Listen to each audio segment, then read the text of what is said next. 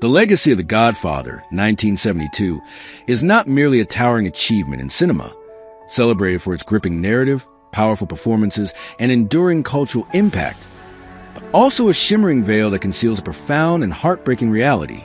Behind the brilliance of this masterpiece lies a haunting truth: the tragic fates that befell many of its stars. From untimely deaths caused by illness and accidents to lives marked by mystery, solitude, or relentless personal struggle, the real-life stories of these actors stand in stark contrast to the grandeur of the characters they portrayed on screen. They breathed life into the Corleone family, etched their roles into the annals of film history, and in doing so, became immortal, only to face mortality in the most unforgiving of ways. Their journeys serve as a somber reminder that no amount of cinematic glory can shield one from the fragility of existence. In this exploration, we look beyond the spotlight to remember not only the greatness of these performers, but also the quiet sorrow that shadows their legacies, a sorrow that speaks to the human vulnerability beneath even the most iconic of roles. Marlon Brando, 1924 to 2004. As the iconic Don Vito Corleone in The Godfather, 1972, Marlon Brando etched his place in cinematic history with a performance defined by understated menace and tragic gravitas. Brando had already revolutionized acting with A Streetcar Named Desire and On the Waterfront, but The Godfather solidified his myth. Behind the legend, however, lay a life filled with personal torment. His career, while luminous, was punctuated by self-imposed exile, eccentric behavior, and difficult relationships with Hollywood. His personal life was a tragic canvas. Brando endured the suicide of his daughter Cheyenne in 1995 and the imprisonment of his son Christian for manslaughter in 1991. These events shattered him emotionally. Estranged from much of his family and often reclusive in his final years, he lived on his private island in near isolation, battling obesity and the complications of diabetes and heart failure. When he died in 2004, the world mourned a man who had given everything to the screen but had very little peace off of it. Al Pacino, born 1940. Al Pacino brought depth, danger, and internal conflict to Michael Corleone, transforming him from a reluctant outsider to the chillingly calculating patriarch of the Corleone dynasty across the Godfather trilogy. His portrayal is one of the most celebrated in film history. But Pacino's own life has been far more solitary and introspective than his commanding screen presence suggests. Never married, he has had several high-profile relationships and fathered 3 children, with whom he is reportedly close. Yet, his path has not been without sorrow. He lost his mother when he was only 21, an event he describes as a profound rupture in his life. Though he has not faced a legal or familial tragedy that haunted Brando, Pacino has spoken of intense loneliness and emotional toll of his lifelong dedication to his craft. As of now, he continues to act, sometimes returning to the stage, his first love. His current years are marked by a quiet dignity, but the shadows of his characters and the cost of embodying them seem never far behind. R. James Caan, born in 1940, brought to life explosive and hot-headed Santino Sonny Corleone in The Godfather, 1972, the eldest son of Don Vito Corleone. Caan's portrayal was unforgettable, delivering a raw emotional punch that earned him an Academy Award nomination. His death scene at the toll booth remains one of the most brutal and iconic in cinema history. Off-screen, James Caan led a tumultuous life marked by a volatile temperament that mirrored his most famous character. He struggled with drug abuse in the 1980s following the death of his sister, which sent him into a deep depression and temporarily derailed his acting career. Caan had 5 marriages, all of which ended in divorce, and 5 children, including actor Scott Caan. Despite a career revival in the 1990s and 2000s with roles in Misery and Elf, his final years were plagued by chronic back issues and declining health. He passed away on July 6, 2022, at age 82 from a heart attack caused by coronary artery disease. Those close to him described his final days as lonely despite his fame, a once vibrant figure slowly fading from the spotlight he once dominated. Richard S. Castellano, born in 1933, portrayed the affable yet deadly Peter Clemenza, a capo regime in the Corleone family, in The Godfather, 1972. His performance brought warmth and a dark sense of humor to a role surrounded by violence and betrayal, delivering memorable lines like "Leave the gun, take the cannoli," a native of the Bronx. Castellano rose to fame with his Oscar-nominated role in Lovers and Other Strangers, 1970, and soon became a beloved figure in Italian-American cinema. He was married to Ardell Sheridan and reportedly had one child, but he kept his family life intensely private. Castellano's refusal to reprise his role in The Godfather Part 2 led to creative disputes and strained his relationship with the Coppola production team. His career slowed down in the late 1970s, and he took on fewer roles, retreating from the limelight. Castellano died suddenly of a heart attack on December 10, 1988, at the age of 55, a loss that shocked fans who remembered him for his charm and commanding screen presence. His premature death left a legacy of what could have been a career cut short, echoing the fate of so many who once stood in the cinematic spotlight. Robert Duvall, born 1931. As Tom Hagen, Robert Duvall played the shrewd, composed consigliere to the Corleone family in The Godfather, 1972, and its sequel, The Godfather Part 2, 1974. An outsider by blood but adopted into the family, Hagen was a brilliant lawyer and a quiet force behind the Corleone's empire, always seeking peaceful resolutions before violence. Duvall, whose performance brought gravitas and quiet loyalty to the role, enjoyed a storied career beyond The Godfather, with acclaimed performances in Apocalypse Now, 1979, Tender Mercies, 1983, and The Apostle, 1997. He remained alive, albeit well into his 90s, having slowed down significantly in his public life. Despite having no children, Duvall found companionship in his long marriage to Luciana Pedraza. While not touched by scandal or financial ruin, age has naturally brought isolation and reflection. The passing of many co-stars and collaborators marks a quiet sorrow for Duvall, who now lives mostly out of the public eye, a living relic of a golden era of cinema, haunted perhaps only by time's erasure of the world he once conquered. Sterling Hayden, born 1916, died in 1986. The thick-jawed, brooding force of nature that was Sterling Hayden came to The Godfather as Captain Mark McCluskey, a corrupt NYPD officer whose violent abuse of power seals his fate at the hands of Michael Corleone. Though his role in The Godfather, 1972, was brief, it was unforgettable. He embodied the decaying American ideal of law twisted by greed and vice. Hayden's real-life story bore its own storm.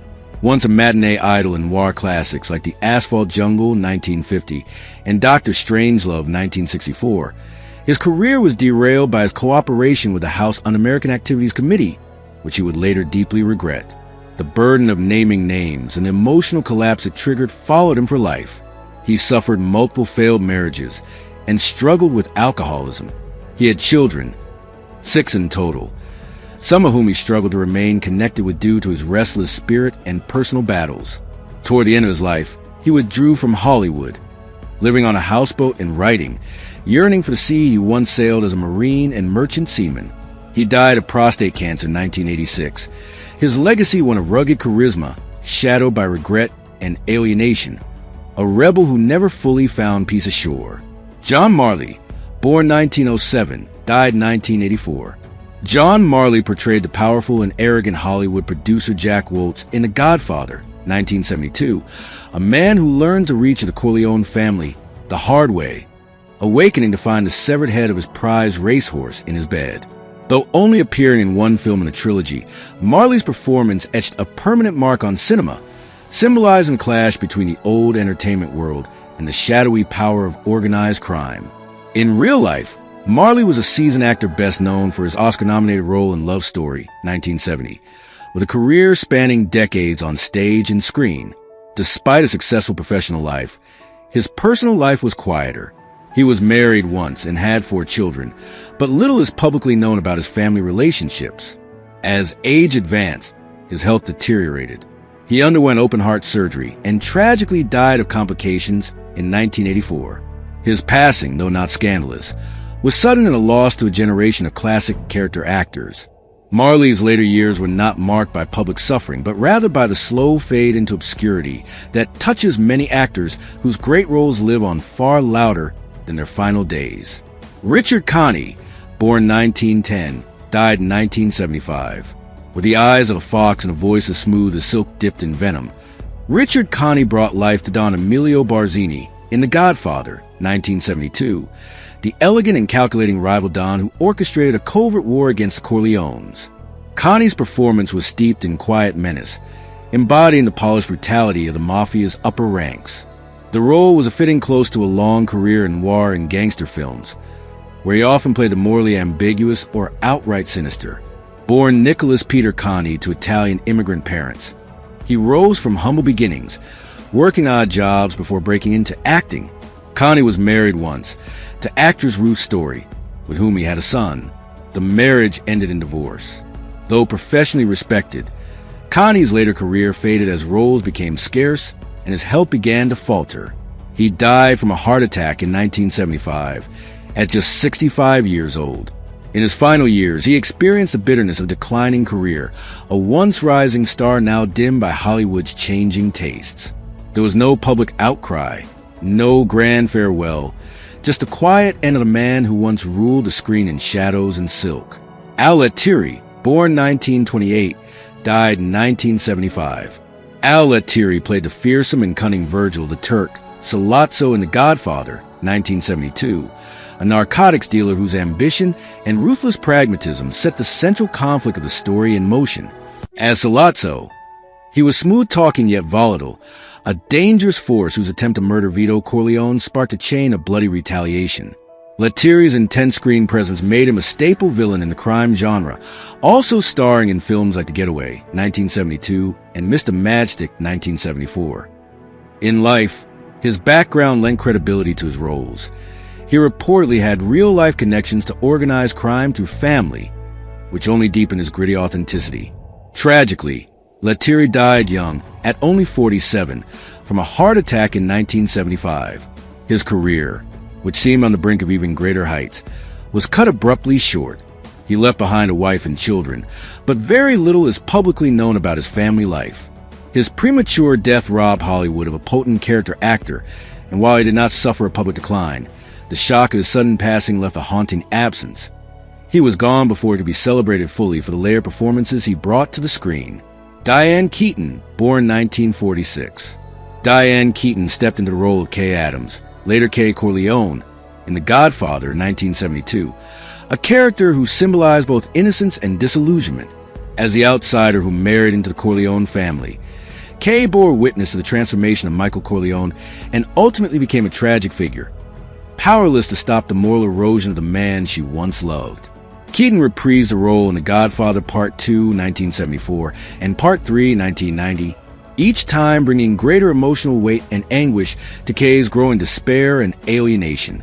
Off-screen, Keaton forged a remarkable career that expanded far beyond the Mafia saga, winning an Academy Award for Annie Hall, 1977, and building a legacy as a leading lady in both comedy and drama. Never married, Keaton adopted 2 children, Duke and Dexter, and has spoken openly about her choices, her independence, and the loneliness that can sometimes come with it. Now in her late 70s, she remains active but has slowed her pace, focusing more on photography, writing, and her private life. While she hasn't experienced tragic decline, there's an undercurrent of melancholy in her reflections on aging and solitude.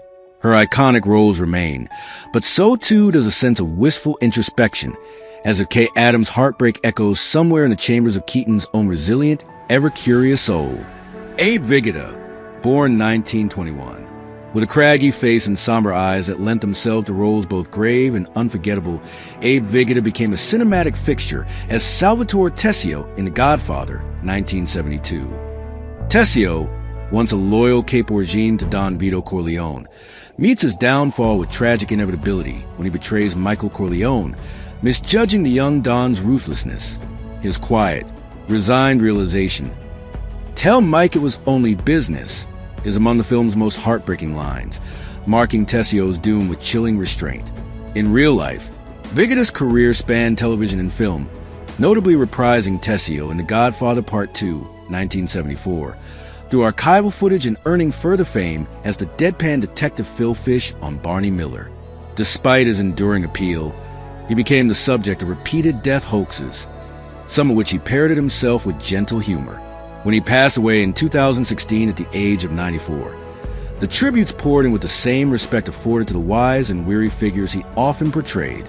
Married to Beatrice until her death in 1992, they had one daughter, Carol. His final years were spent quietly, surrounded by family, a man who outlived not only many of his peers but the public's expectations, with his final act being one of peace and dignity. Talia Shire, born 1946. A chiaroscuro of grief and resilience defines the life and performances of Talia Shire, who portrayed Connie Corleone in the Godfather trilogy, 1972, 1974, 1990. As the youngest child of Don Vito, Connie undergoes a harrowing arc, from a battered wife in a joyless wedding, to a vengeful widow, to a hardened matriarch who ultimately embraces the family's brutal legacy. Her tears and transformations form one of the saga's most tragic emotional currents. Off-screen, Talia Shire, born Talia Rose Coppola, belongs to a family intertwined with cinematic royalty, sister to director Francis Ford Coppola and aunt to Nicolas Cage. She also became beloved as Adrian Panino, the shy yet resilient wife of Rocky Balboa in Rocky 1976 and its sequels, earning Oscar nominations for both roles. Shire married composer David Shire in 1970. Their marriage ended in divorce, but she later married producer Jack Schwartzman, with whom she had 2 sons, including actor Jason Schwartzman. Though she's lived a more private life in recent decades, Shire has known her share of sorrow, widowed in 1994, and navigating the loss of close family members in Hollywood's ever-spinning orbit. She remains alive, a quiet, enduring figure, not unlike Connie herself, dignified, unassuming, and remembered as a woman who bore the burden of loyalty in both real and real life. What do you think about the deaths of the actors from The Godfather? Who do you remember the most? Leave your thoughts in the comments below. And don't forget to subscribe to the channel and turn on the notification bell to catch our latest videos.